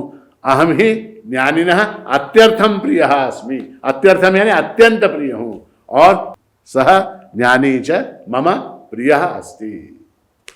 तो कहने का तात्पर्य है कि ज्ञानी और परमात्मा, यहां भगवान कह रहे हैं वो मुझे प्रिय है, मैं उसको प्रिय हूं, मगर क्या है वास्तव में, क्या है, उन दोनों के अंदर भेद नहीं है, उन दोनों के अंदर कोई भेद नहीं है। ब्रह्म जो जाने सो ब्रह्म ही होता है, ब्रह्म जो ब्रह्मविदाप्नोति परम, ऐसी श्रुति है, मैंने कल परसों भी बताया कि ब्रह्म जो है ब्रह्मविद आपनोति परम, परमात्मा के स्वरूप को जानने वाला परमात्मा स्वरूप हो, ब्रह्मविद ब्रह्मैव भवति, ऐसी श्रुति है। तो इसलिए ज्ञानी में और परमात्मा में भेद न होने के कारण ज्ञानी जो है वो अत्यंत श्रेष्ठ है, ऐसा भगवान कहते हैं। अब क्या हुआ, भगवान बोल तो गए, भगवान बोल गए, क्या बोल गए कि ज्ञानी जो है वो अत्यंत श्रेष्ठ है, ऐसा कहा। अब बाद में होता है ना, अक्सर पॉलिटिशियन लोग क्या करते हैं, एक स्टेटमेंट दे देते, एक स्टेटमेंट दे देते, उसके बाद उसका रिपरकर्शन क्या होगा ये सोच के फिर डैमेज कंट्रोल करने लग जाते हैं, डैमेज कंट्रोल, है ना। उसी तरह से परमात्मा क्या है, भगवान श्री कृष्ण क्या है, जगत के सबसे बड़े पॉलिटिशियन, जगत के सबसे बड़े राजनीतिज्ञ कौन है, तो भगवान श्री कृष्ण है। भगवान को इस बात का एहसास हुआ, लगा कि मैंने ज्ञानी की इतनी प्रशंसा कर दी, आर्थ जिज्ञासु अर्थार्थी इनकी मेजॉरिटी ज़्यादा है, अब ये लोग क्या, ये नाराज हो जाएंगे, होंगे क्या नहीं, ज्ञानी प्रिय है ऐसा कहा, तो आर्थ जिज्ञासु अर्थार्थी ये कितने हैं, ये तो 95% हैं, बल्कि 99% है। अब 99% लोग खिलाफ हो जाएंगे, अब क्या करेंगे, उदारा सर्वे वैते ज्ञानी त्वात्मैव मे मतम आस्थितः सही युक्तात्मा मामेवानुत्तमां गतिम। भगवान ने कहा उदारा सर्वे वेते, वास्तव में ऐसा नहीं है, वास्तव में कैसा है, एते सर्वे एव उदारा सन्ति, वास्तव में मेरे जितने चारों प्रकार के भक्त हैं वो सब उदार हैं, वो सब श्रेष्ठ हैं, वो सब अच्छे भाव वाले हैं, वो सब पुण्यवान हैं, वो सब मुझको प्रिय हैं, और वास्तविकता भी है, वास्तविकता भी है, वो सब प्रिय हैं। मगर वो बोल गए भगवान बेचारे क्या कि ज्ञानी श्रेष्ठ है, तो उसको अब क्या, अब डैमेज कंट्रोल कर रहे हैं। डैमेज कंट्रोल कैसे कर रहे हैं, एते सर्वे एव उदारा सन्ति, ये जितने भी हैं कौन कौन से, आर्थ जिज्ञासु अर्थार्थी, ये सब क्या है, एते सर्व उदारा सन्ति, उदार हैं, अच्छे हैं, श्रेष्ठ भाव वाले हैं। ज्ञानी तो मम आत्मा एव अस्ति, अब यहां भी जो है बात निकल ही गई, क्या, ज्ञानी जो है वो मेरा आत्मा है, ज्ञानी क्या है, वो मेरा आत्मा, ऐसा मेरा मानना, इति मे मतम सही युक्त आत्मा अनुत्तमाम गतिम मामेव आस्थितः अस्ति, ज्ञानी तो मेरा स्वरूप ही है, ऐसा मेरा मत है, कारण कि वह युक्तात्मा है और जिससे श्रेष्ठ दूसरी कोई गति नहीं है, ऐसे मेरे में ही दृढ़ आस्था वाला है, इसलिए जो है ज्ञानी मुझको प्रिय है। हो गया, डैमेज कंट्रोल हो गया। तो ज्ञानी की प्रशंसा पहले वाले श्लोक में करने के कारण क्या हो गया, 17वें श्लोक में ज्ञानी की प्रशंसा की, उसके बाद भगवान को ऐसा लगा कि ये बाकी के लोग नाराज न हो जाए, तो उन्होंने क्या कहा कि एते सर्वे एव उदारा सन्ति, सब के सब जो हैं अच्छे भाव वाले हैं, श्रेष्ठ भाव वाले हैं और मुझसे प्रेम करने वाले हैं, किंतु ज्ञानी तो मम आत्मा एव अस्ति, ज्ञानी क्या है, वो मेरा आत्मा है, उससे मैं भिन्न नहीं हूं। जिस प्रकार मैं सबका तुम्हारा आत्मा हूं, मैं वास्तव में तुम सबका आत्मा हूं, इनका आर्थ जिज्ञासु अर्थार्थी ज्ञानी, उनका आत्मा जो है मैं हूं, किंतु ज्ञानी जो है वो मेरा आत्मा, यानी क्या बात हुई, बोलिए क्या हुआ, उसको ज्ञानी को इस बात का सतत स्मरण है कि परमात्मा ही मेरा आत्मा है, परमात्मा ही मेरा आत्मा है। बाकी कौन है, बाकी के जो हैं कौन से, आर्थ जिज्ञासु अर्थार्थी, ये जो हैं इनका आत्मा परमात्मा है, इनके अंदर परमात्मा बसा हुआ है, किंतु इनको इस बात का ज्ञान नहीं है, इनको इस बात का स्मरण नहीं है, इनको इस बात की सूझ नहीं है कि मेरे अंदर बसा हुआ, ये बोलने वाला मेरे अंदर बैठकर मैं बोलने वाला वो परमात्मा है, ऐसा जो है उनको स्मरण नहीं है। इसलिए जो है ज्ञानी तो मम आत्मा एव अस्ति, ज्ञानी मेरा स्वरूप है, इति मे मतम, ऐसा मेरा मानना है, ऐसा मेरा मानना है। क्यों, ऐसा क्यों है? ज्ञानी जो है वो स्वरूप क्यों है? क्योंकि वो युक्त आत्मा है, स ही युक्त आत्मा, वह सदैव मुझसे युक्त है। युक्त है, युक्त यानी क्या? जुड़ा हुआ है। वो अपने ध्येय के बारे में भी अत्यंत स्पष्ट है। कौन? ज्ञानी। ज्ञानी जो है वो अपने ध्येय के बारे में अत्यंत स्पष्ट है। अनुत्तमाम गतिम मामेव आस्थितः अस्ति, जिससे श्रेष्ठ दूसरी कोई गति नहीं है। परमात्मा में आस्थित हो जाना, परमात्मा में स्थित हो जाना, ये सर्वश्रेष्ठ गति है। जिससे श्रेष्ठ दूसरी कोई गति नहीं है, ऐसे मेरे में दृढ़ आस्था वाला है। देखिए, ज्ञानी में और जो इतर हैं, कौन से अर्थ जिज्ञासु वगैरह हैं, अर्थार्थी वगैरह हैं, इनके अंदर भेद क्या है? वो परमात्मा को अपना अंतिम ध्येय, अपना अंतिम साध्य समझता है। ये बाकी के लोग जो हैं, इनके ध्येय अलग अलग है, इनके साध्य जो हैं वो अलग अलग है। एक लास्ट लिस्ट है, क्या? घर पाना है, पत्नी पानी है, पुत्र पाना है, धन पाना है, वो पाना है, ये पाना, परमात्मा को भी पाना है। लिस्ट है एक, उसके अंदर परमात्मा का भी नाम है, किंतु वहां अनेक हैं। परमात्मा से पहले 9 है, परमात्मा से पहले 9 है, और 10वें नंबर पे परमात्मा, अथवा परमात्मा से पहले 99 है, 100वें नंबर के ऊपर परमात्मा है।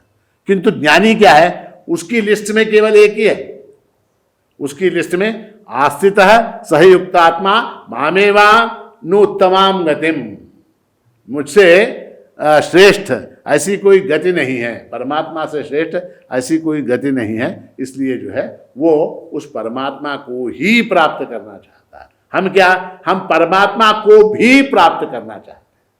देखिए फर्क है, ही और भी में फर्क है। क्या?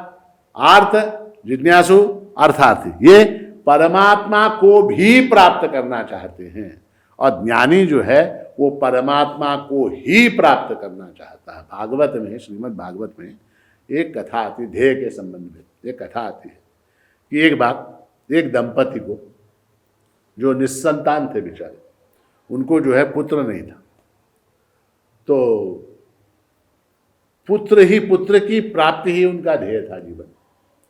किसी तरह से परमात्मा की कृपा से एक पुत्र हो जाए, बस पुत्र चाहिए, पुत्र चाहिए, पुत्र। क्यों? क्योंकि अपुत्र से गतिर् नास्ति, ऐसा शास्त्र में भी वचन है कि मरने के बाद जो है श्राद्ध करने वाला, तर्पण करने वाला, पिंडदान करने वाला पुत्र अगर नहीं होगा तो इसको स्वर्ग में कैसे जगह मिलेगी?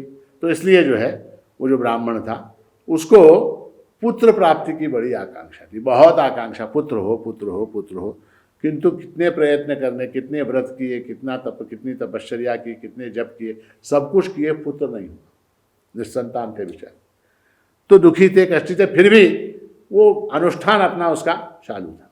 एक दिन एक ऋषि जो है घूमते हुए वहाँ उसके घर के पास पहुँचे, उसके घर में पहुँचे, और ऋषि का उसने स्वागत किया, अर्घ्यपाद्य वगैरह देकर उस ब्राह्मण ने स्वागत किया। तो ऋषि ने पूछा, बोल क्या चाहिए तुझे, क्यों इतना कष्ट पा रहा है, क्यों इतना अनुष्ठान कर रहा है, किस लिए ये सब जब तब कर रहा है? उसने कहा, महाराज क्या बताऊं, मैं निस्संतान हूँ, मेरा ध्येय जो है जीवन का लक्ष्य, एकमात्र लक्ष्य क्या है? तो एक पुत्र प्राप्त हो, ऐसी इच्छा है। ऋषि ने देखा उसको, उसकी उस पर दया आई ऋषि को, तो ऋषि ने उसे आशीर्वाद दिया, उसे कृपान्वित किया और कहा कि ठीक है बेटा, तुझे पुत्र हो जाए। अब ऋषि के वाणी के प्रभाव से, ऋषि के प्रसाद के प्रभाव से अगले वर्ष जो है उसको पुत्र की प्राप्ति हुई। अब वो पुत्र धीरे धीरे बड़ा होने लगा, थोड़े साल हुए, 14 साल का, 15 साल का, 16 साल का पुत्र हुआ, और अचानक एक दिन वो पुत्र जो है मर गया। अचानक क्या हुआ? वो पुत्र जो है वो मर गया। अब बड़ा दुख हुआ, बहुत दुख हुआ, बहुत शोक हुआ। वो ब्राह्मण बेचारा रोने लगा, उसकी पत्नी रोने लगी। 16 साल का पुत्र ऋषि के प्रसाद से प्राप्त हुआ था, वो अचानक मर गया, तो रोने लगा, रोने लगा, रोने लगा। तो योग कैसा था देखिए, वही ऋषि जो है वो पुनश्च जो है घूमते घामते वहाँ आए। उसने जाके ऋषि के पैर पकड़ लिए, बोला महाराज मेरा पुत्र जो है आपके आशीर्वाद से प्राप्त हुआ था, वो पुत्र मर गया, अब मैं क्या करूं। तो ऋषि ने कहा ऐसा है बेटा कि जातस्य ही ध्रुवो मृत्यु, जो उत्पन्न हुआ है वो कभी न कभी मरेगा, ठीक है। अब मैं कुछ नहीं कर सकता, अब मेरे हाथ की बात नहीं, जो मर गया उसको लौटाना मेरी ताकत नहीं है, मेरी शक्ति के बाहर। मैं अधिक से अधिक ऐसा कर सकता हूं कि तुम्हारा पुत्र जो स्वर्गलोक में या किसी लोक में है उससे मैं तुम्हारी बात करवा सकता हूं, उसके साथ मैं तुम्हारा वार्तालाप करवा सकता हूं। मेरी शक्ति कितनी है, तो तुम्हारा पुत्र मान लो स्वर्गलोक के अंदर है, तो स्वर्गलोक में तुम्हारा पुत्र और तुम यहाँ पर मृत्युलोक में, तुम्हारा वार्तालाप जो है, कनेक्शन जो है, मैं तुमको करवा सकता हूँ, बात करवा सकता हूँ, मैं उसको लौटा नहीं सकता। वो बाप जो था ब्राह्मण था, उसने कहा कम से कम इतना तो कीजिए, स्वर्गलोक में मेरा जो पुत्र है उससे बात करवाइए। तो बात करवाने के लिए ऋषि ने कनेक्शन स्थापित कर दिया। अब इसने कहा हेलो मैं तुम्हारा बाप बोल रहा हूँ। किसने कहा? ये ब्राह्मण ने कहा हेलो हेलो मैं तुम्हारा बाप बोल रहा हूँ। उधर से बेटा बोला कौन? किसका बाप? किसका बाप? मेरे अनेक बाप हुए हैं अब तक, कौन सा वाला? अब तक मेरे अनेक पिता हुए हैं, अनेक माताएं हुई हैं, अनेक वर्णों में, अनेक गोत्रों में, अनेक जातियों में, अनेक घरों में, अनेक कुलों में मैंने जन्म लिया। तुम कौन से वाले बोल रहे हो? उसने पूछा तुम कौन से वाले हो? मैं तुमको नहीं जानता, मुझे याद भी नहीं है। इतने लोगों के घर में मेरा जन्म हुआ, इतने परिवारों में जन्म हुआ, इतनी योनियों में जन्म हुआ, इतने कुलों में, इतने वर्णों में, इतनी जातियों में, इतने घरों में मेरा जन्म हो चुका है कि अब मुझे इस बात का स्मरण भी नहीं है कि कभी मैं तुम्हारे घर में पैदा हुआ था। ऋणौ बंधरूपेण पशुपत्नी सुतादयः ऋणक्षये क्षयं यान्ति तत्र का परिदेवना। कहा गया है ये जो संबंध है वो किसके कारण है? वो सारे संबंध ऋणानुबंध के कारण है। हमारा उनके साथ कुछ ऋण है, इसलिए ये संबंध है। और क्या? ऋणक्षये क्षयं यान्ति, और एक बार वो ऋण समाप्त हो गया वो सारे संबंध भी समाप्त हो जाते हैं। ऋणौ बंध रूपेण पशुपत्नी सुतादय, पशु पत्नी सुत बेटा, ये सारे संबंध जो बनते हैं ना वो किसके कारण बनते हैं? वो किसी ऋण के कारण, किसी ऋणानुबंध के कारण संबंध बनते हैं। और ऋणक्षये क्षयं यान्ति, और ऋण समाप्त हो गया क्षयं यान्ति, जो है वो क्षय को प्राप्त हो जाते हैं। तत्र का परिदेवना, उसका क्या शोक करना है, ऐसा उस ऋषि ने उस ब्राह्मण को उपदेश दिया। तो कहने का तात्पर्य क्या? उसका उद्देश्य क्या था? उसका उद्देश्य जो है उस ब्राह्मण का पुत्र की प्राप्ति, ध्येय क्या था? पुत्र की प्राप्ति था। वो ध्येय कैसे हैं कि वो नाशवान ध्येय हैं। सारे हमारे जितने ध्येय होते हैं, पुत्र की प्राप्ति, पत्नी की प्राप्ति, धन की प्राप्ति, संपत्ति की प्राप्ति, वो सारे जितने ध्येय हैं वो सब क्या हैं? वो सब ध्येय जो है नाशवान है। वो सारे ध्येय नाशवान है। और ज्ञानी का ध्येय क्या होता है? परमात्मा स्वरूप की प्राप्ति, शाश्वत ऐसा जो स्वरूप है उसकी प्राप्ति उसका ध्येय होता है।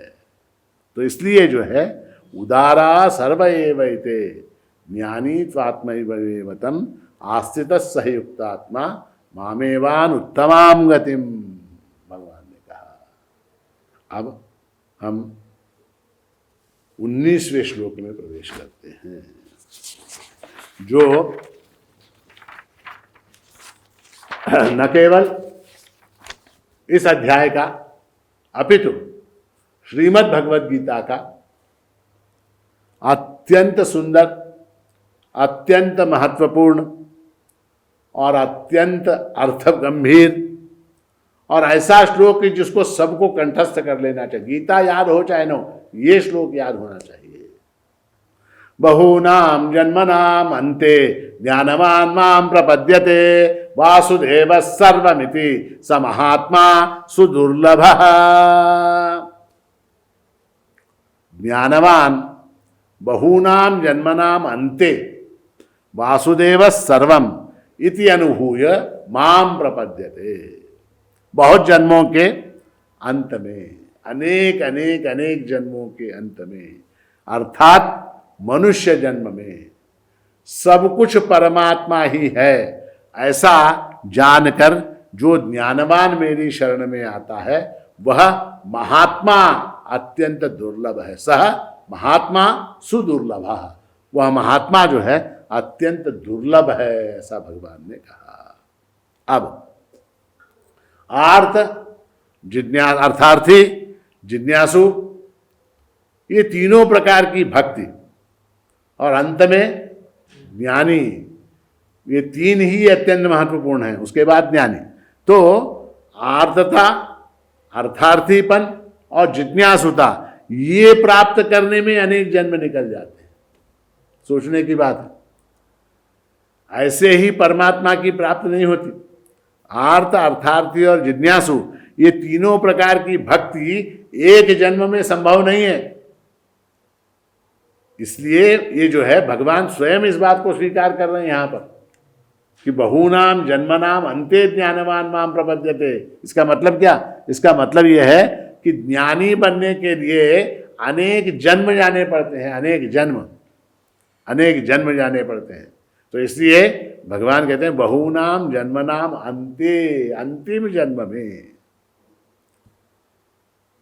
अब ऐसा है कि मान लीजिए आपके सामने भगवान आ गए, आपके सामने भगवान आ गए और आपसे ये बोले कि बोल तुझे क्या चाहिए, तुझे मैं चाहिए या नौकरी चाहिए, तुझे मैं चाहिए या तुझे पत्नी चाहिए, तुझे मैं चाहिए या धन चाहिए, तो आप क्या बोलोगे?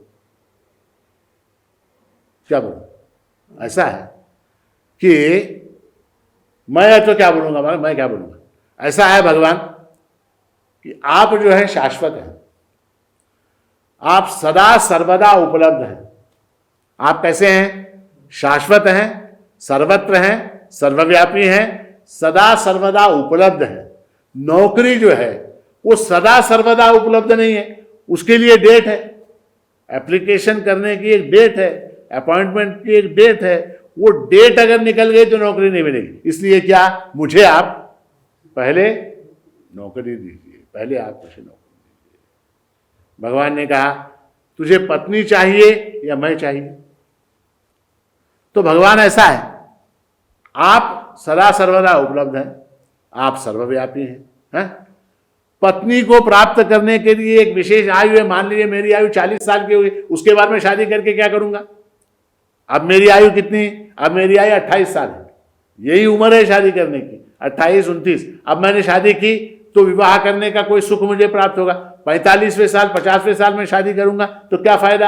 आप क्या है, 50 की उम्र में भी आप उपलब्ध हैं, 50 की उम्र में भी आप उपलब्ध हैं। मैं 55 का भी हो जाऊं तो भी आप उपलब्ध रहेंगे, मैं 70 का भी हो जाऊं तो भी यू आर अवेलेबल। वेरएज क्या, शादी इज नॉट अवेलेबल। तो इसलिए क्या, मेरी शादी करवा दीजिए। धन है, उसी तरह से धन है, उसी तरह से संपत्ति है। हाँ, तो ये सारी चीजें क्या हैं, इनके लिए एक आयु की मर्यादा है, ये है, वो है, उसके लिए कंडीशंस हैं। परमात्मा को प्राप्त करने के लिए कोई कंडीशन नहीं। परमात्मा को दिन में भी प्राप्त कर सकते हैं, रात में भी प्राप्त कर सकते हैं, बचपन में भी प्राप्त कर सकते हैं, बुढ़ापे में भी प्राप्त कर सकते हैं। वो सदा सर्वदा उपलब्ध है। तो इसलिए जो है भगवान जो है अर्थ और काम पुरुषार्थ की पूर्ति जो है वो मनुष्य पहले करना चाहता है, उसके बाद धर्म, उसके बाद धर्म। पहले अर्थ पुरुषार्थ, उसके बाद काम पुरुषार्थ। पहले अर्थ, पहले पैसा कमाना, उसके बाद उस कमाए हुए धन से भोग लेना, और उसके बाद जो है धर्म, उसके बाद धर्म। किंतु इतना सब करने के बाद भी उसको शांति नहीं मिलती, उसको शाश्वत शांति प्राप्त नहीं। अर्थ में, काम में, धर्म में उसको शांति नहीं मिलती, बल्कि वो अर्थ में, काम में, धर्म में बंध जाता है, वो बंध जाता है। इनसे मुक्त होने के लिए और शाश्वत शांति की प्राप्ति के लिए, समाधान की प्राप्ति के लिए अंततः उसको मोक्ष की शरण में जाना ही पड़ता है। और इतना सब करने के लिए हमारे पास आयु बहुत कम है। इतना सब करने के लिए हमारे पास आयु बहुत कम है। तो इसमें जो है अनेक जन्म लग जाते हैं। कहाँ तक? ज्ञानी की सीढ़ी तक आने में अनेक जन्म लगते हैं। इसलिए भगवान कहते हैं कि बहुनाम जन्मनाम अंते। अब यहाँ पर एक चीज बड़े ध्यान से मैं बता रहा हूं, आप सुनिए, आप घबराइए मत, क्योंकि मैंने कहा अनेक जन्म लगेंगे। आपको क्या लगेगा? अरे अरे अरे अभी मैं गीता सुन रहा हूं, अब अनेक जन्म लगेंगे। ऐसा नहीं है, यही अंतिम जन्म हो सकता है आपका। आपको नहीं मालूम कितने जन्म लगेंगे। ये जो जन्म है, जिस जन्म में गीता सुनने की बुद्धि आ गई, वो अंतिम जन्म है, ऐसा मान के चलिए। जिस जन्म में गीता सुनने की बुद्धि आ गई, वो जन्म निश्चित ही अंतिम है। तो बहुनाम जन्मनाम अंते, अनेक जन्मों के बाद वह ज्ञानवान जो है क्या?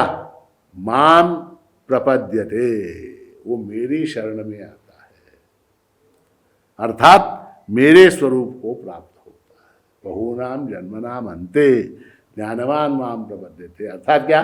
अंतिम जन्म ये जो मनुष्य जन्म है, इस जन्म में आकर श्रवण मनन निधिध्यासन के द्वारा मेरे स्वरूप का आकलन करके वो मेरे स्वरूप में स्थित हो जाता है, मेरी शरण में आ जाता है। उसके बाद क्या हो जाता है? उसके बाद उसको ज्ञान हो जाता है। किस बात का? किस बात का ज्ञान होता है? वासुदेव सर्वमिति। ये जो कुछ है, ये जो कुछ है वो सब परमात्मा का स्वरूप है, इस बात का उसको ज्ञान हो जाता है। रसो हम अपसु कौन्तेय प्रभास्मि शशि सूर्ययो, ये सारा जो स्वरूप बताया भगवान ने, चौथे से लेके 12 में, बुद्धिर्बुद्धिमतामस्मि तेजस तेजस्विनामहम, ये सारा जो कहा भगवान ने, वो क्या है? उसका ज्ञान उसको हो जाता है। और क्या? वासुदेव सर्वमिति। और ऐसा जो ज्ञानी है, ऐसा जो महात्मा है, वो अत्यंत, भगवान ने उसके लिए महात्मा शब्द कहा। हम तो किसी को भी महात्मा बना देते हैं, किंतु भगवान ने उस ज्ञानी को महात्मा कहा। किसको? जिसकी दृष्टि के अंदर वासुदेव सर्वमिति, ये जो कुछ है वो सब परमात्मा का स्वरूप है, ऐसा ज्ञान जिसको होता है वो महात्मा है। और ऐसा महात्मा सुदुर्लभ, अत्यंत दुर्लभ है। वो हर जगह नहीं मिलते, वो महात्मा हर जगह नहीं मिलते, वो अत्यंत दुर्लभ हैं ऐसे महात्मा। तो इसमें एक बड़े महत्व की बात है जिसके ऊपर विचार करना आवश्यक है। इसमें भगवान ने शब्द प्रयोग किया वासुदेव सर्वमिति स महात्मा सुदुर्लभ। अब जब हम ये वाक्य पढ़ते हैं तो वासुदेव शब्द से हम क्या समझते हैं? वासुदेव शब्द का अर्थ है वसुदेव के पुत्र भगवान श्री कृष्ण, उनका सगुण रूप, हाँ, रुक्मिणी के पति, अर्जुन के मित्र, ऐसा जो उनका स्वरूप है, देवकी के पुत्र, ऐसा उनका जो स्वरूप है, वो सर्वमिति। अब यहां समस्या ये हो जाती है कि वासुदेव के पुत्र को, देवकी के पुत्र को, यशोदानंदन को और राधा के प्रियकर को और अर्जुन के मित्र को, कृष्ण जो जिनका जो सगुण साकार ऐसा स्वरूप है, जो अवतार विग्रह है उनका, उसको यदि सर्वम मान लिया जाए तो फिर जन्माष्टमी से पूर्व, जन्माष्टमी से पूर्व जिस अष्टमी की रात्रि को, श्रावण कृष्णा अष्टमी की रात्रि को अवतार धारण किया कृष्ण ने, वासुदेव ने जो अवतार धारण किया, उससे पूर्व जगत नहीं था क्या? क्योंकि वासुदेव सर्वमिति कहा है, वासुदेव सर्वम, ये जो कुछ है वो सब वासुदेव है। तो इसका मतलब क्या? तो सृष्टि की उत्पत्ति जो है वो श्रावण कृष्ण अष्टमी के दिन हो गई। तब जब वासुदेव श्री कृष्ण ने अवतार धारण किया तब। और उसके बाद क्या? उसके बाद महाभारत का युद्ध समाप्त होने के बाद, यदुवंश का संहार होने के बाद भगवान श्री कृष्ण ने अपने शरीर का भी त्याग किया प्रभास क्षेत्र में। तो वहां क्या हो जाना चाहिए? वहां सृष्टि का अंत हो जाना चाहिए। वो जो सगुण स्वरूप, सगुण साकार ऐसा विग्रह है, लीला विग्रह है उनका, भगवान श्री कृष्ण का, सच्चिदानंद घन परमात्मा का जो लीला विग्रह है, उसको जिसको हम वासुदेव इस नाम से जानते हैं, वो क्या है? वो subject to arrival and departure है। वो कृष्णाष्टमी के दिन प्रकट होता है और जन्माष्टमी के दिन प्रकट होता है और स्वर्गारोहण के दिन जो है वो हमारी दृष्टि से लुप्त हो जाता है। ऐसा जो उनका सीमित ऐसा देह है, ऐसा जो उनका सीमित देह है, उस वासुदेव की ओर यहाँ इशारा नहीं है। वासुदेव का, भगवान श्री कृष्ण का इशारा अपने सगुण साकार और सीमित देह की ओर इशारा नहीं है। वहां वासुदेव शब्द का अर्थ अत्यंत व्यापक, ऐसा सच्चिदानंद घन परमात्मा ऐसा अर्थ है। इसीलिए वासुदेव शब्द का प्रयोग किया भगवान ने। सच्चिदानंद घन वगैरह नहीं कहा, वासुदेव का क्यों कहा? तो ऐसा है कि वासुदेव यानी क्या? तो वसु, वसु शब्द से वासुदेव बना है। वसु, वसु, वसु यानी क्या? वसंति सर्वाणि भूतानि अस्मिन् इति वसु। वसु, वसु यानी सद्रूप ब्रह्म। परमात्मा जो सद्रूप है, अस्तित्व के रूप में प्रत्येक वस्तु के अंदर है। अस्तित्व के रूप में, शुद्ध अस्तित्व के रूप में प्रत्येक वस्तु के अंदर है। जैसे ये मेरा चश्मा, ये चश्मा। अब ये चश्मा क्या है? अस्तित्व अधिक प्लस नाम प्लस रूप इज इक्वल टू चश्मा। Existence plus name plus form is equal to चश्मा। ये क्या है? ये मोबाइल फोन है। ये मोबाइल फोन क्या है? एग्जिस्टेंस प्लस नाम प्लस रूप। नाम, रूप और सत्ता, ये तीनों मिलके वस्तु बनते हैं। उसके अंदर जो सत्ता, नाम रूप बदलने वाले हैं, न बदलने वाली सत्ता है, वो क्या है? वो एग्जिस्टेंस है, वो अस्तित्व है, वो परमात्मा का रूप है। इसी को सत कहा गया है। इसी को सत, सत्यम ज्ञानम अनंतम ब्रह्म। इसके अंदर जो सत है, एग्जिस्टेंस है, वो एग्जिस्टेंस क्या है? प्रत्येक वस्तु के अंदर है के रूप में हमारे देखने में आता है के रूप में। चश्मा है, मोबाइल है, कागज है, लाइट है, चश्मा है, कैमरा है, स्त्री है, पुरुष है, पंखा है, घड़ी है, ये सारी दीवार है, घर है, आकाश है, पृथ्वी है, जल है, वायु है। इस प्रकार से है के रूप में प्रत्येक वस्तु की प्रतीति हमको होती है। तो वस्तु के अंदर का जो है पना है, वो परमात्मा का रूप है। उसको वसु कहा जाता है। वसु, वसु। वसंति सर्वाणि भूतानि अस्मिन् इति वसु, उसको वसु कहते हैं। और दूसरा शब्द उसके अंदर क्या है? देवः, दिव्यति इति देवः। दिव्यति यानी क्या? जो प्रकाशित करता है। प्रकाशित करता है यानी क्या? चिद्रूप ब्रह्म। चिद्रूप ब्रह्म प्रकाशित करता है यानी क्या? जिसके कारण हमको ज्ञान होता है, ज्ञान होता है। प्रकाश का अर्थ वेदांत में क्या है? जिसके कारण ज्ञान होता है, जिसकी उपस्थिति में ज्ञान होता है, उसको जो है प्रकाश कहते हैं। तो दिव्यति इति देवः, तो सत्ता रूप से और चिद रूप से, सच्चिद रूप से जो सर्वत्र जगत में व्याप्त है, वो जो है सच्चिदानंद घन, ऐसा जो परमात्मा है वो वासुदेव है। और वो वासुदेव जो है, वासुदेव सर्वम, सब कुछ जो कुछ है वो सब वासुदेव स्वरूप है, सच्चिद स्वरूप है। ऐसा जिसको ज्ञान हो जाता है, स महात्मा, वो जो है महात्मा है। और ऐसा महात्मा सुदुर्लभ, अत्यंत अत्यंत दुर्लभ है। समझ में आई बात? तो बहुनाम जन्मनाम अन्ते ज्ञानवान मान प्रपद्यते वासुदेव सर्वमिति स महात्मा सुदुर्लभ। तो यहाँ तक हमने 19 श्लोक देखे और इसमें परमात्मा के जो उनका जो विराट ऐसा स्वरूप है, उस स्वरूप के आकलन का हमने थोड़ा सा प्रयास किया।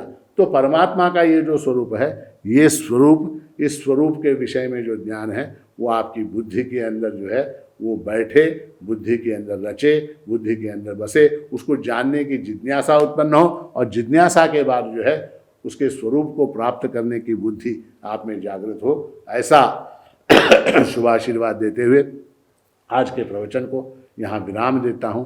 कल आगे का विषय जो है वो हम विस्तार पूर्वक देखेंगे। अवधूत चिंतन श्री गुरुदेव दत्त सद्गुरु माणिक प्रभु महाराज की जय।